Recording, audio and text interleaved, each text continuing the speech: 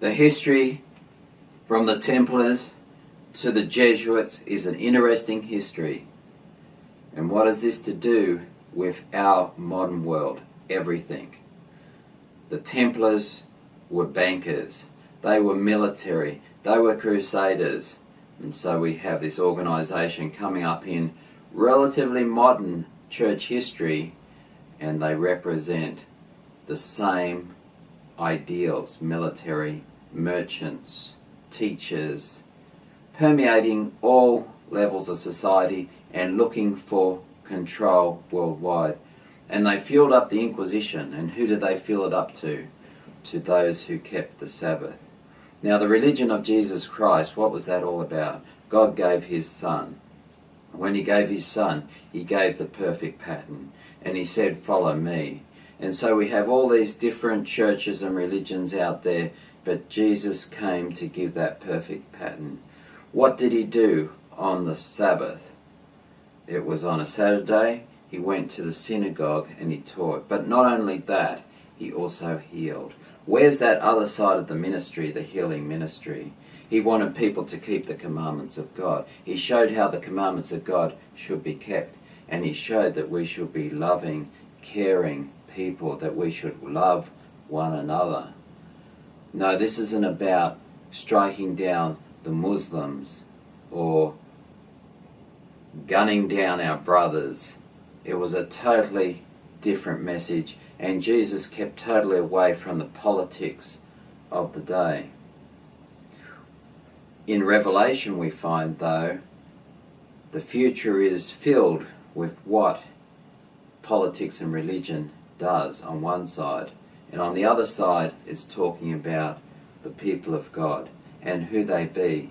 Here are they that keep the commandments. Jesus had said in his time, "If you love me, keep my commandments, I will love you, my Father will love you, and we will manifest ourselves to you."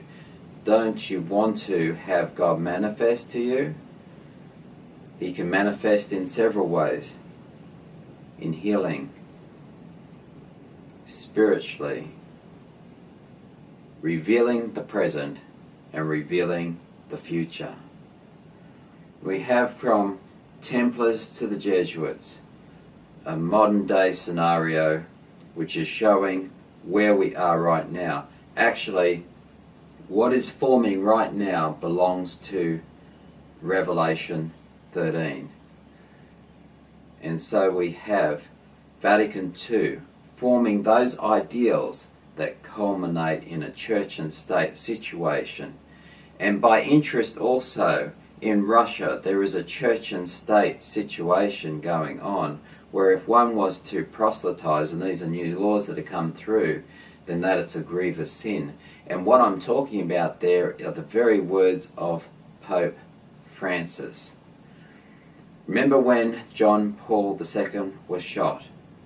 At that time, he consecrated Russia to the Immaculate Heart of Mary.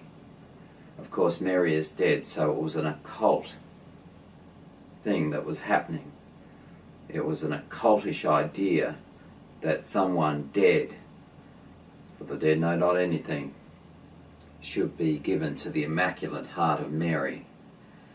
And so we have Russia under Putin, a church and state situation. Those who are recognized by the state, those churches have the blessing.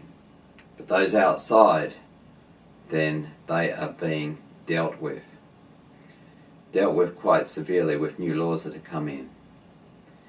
On one side, this is happening in Russia, but there is a push going on in the evangelical world, in America, that is following a similar scenario that is coming soon, that was spoken about in Revelation 13.